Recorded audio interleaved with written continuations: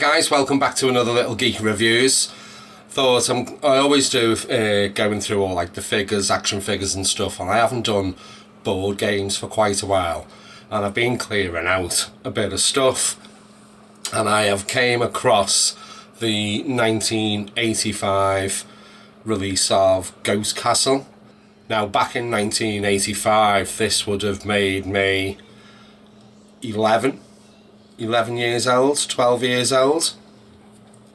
This was the best board game I think I ever had. And here is the box for it.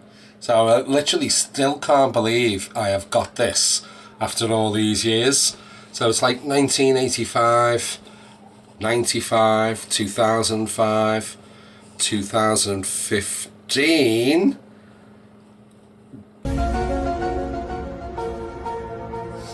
20. Oh my god.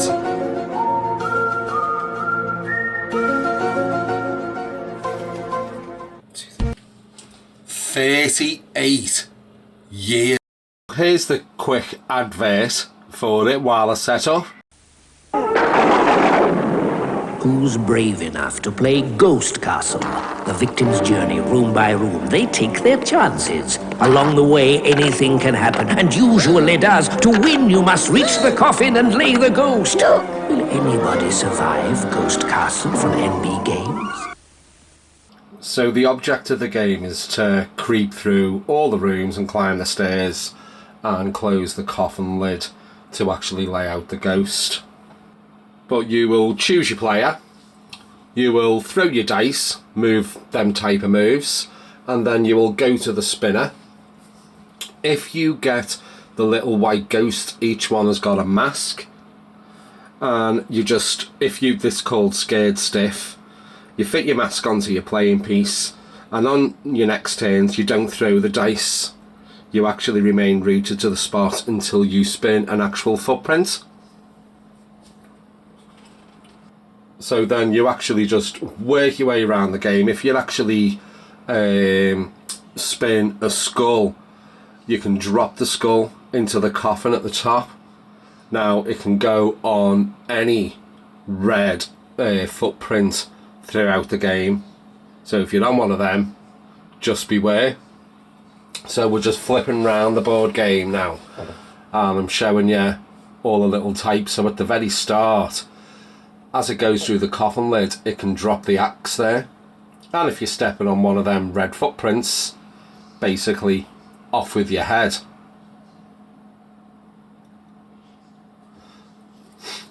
But if you don't, you can just blip blip blip blip blip and move on through. Now you can do a shortcut through the wonky floorboards there, or you can go the long way to avoid the majority of them. But if you're daring to go across the wonky floorboard and someone does throw a skull, it can drop through and it can go through that side of the tower. There's a little hole right there, and bump, it can hit the wonky floorboard and off you pop. And you would have to go all the way back to the blue footprint.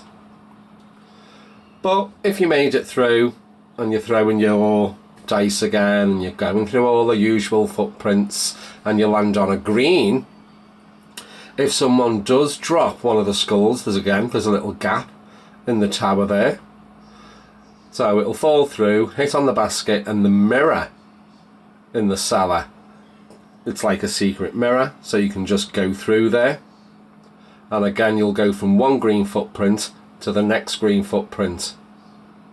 So that dungeon there always reminds me of Creepshow. I think it was the first one with the crate. Anyway, so you're making your way through again, someone spins at another skull, you're halfway up the stairs, so there's a gap in this side of the tower, and the skull can roll all the way down and knock you off again. You would end up having to go all the way back to the blue footprint.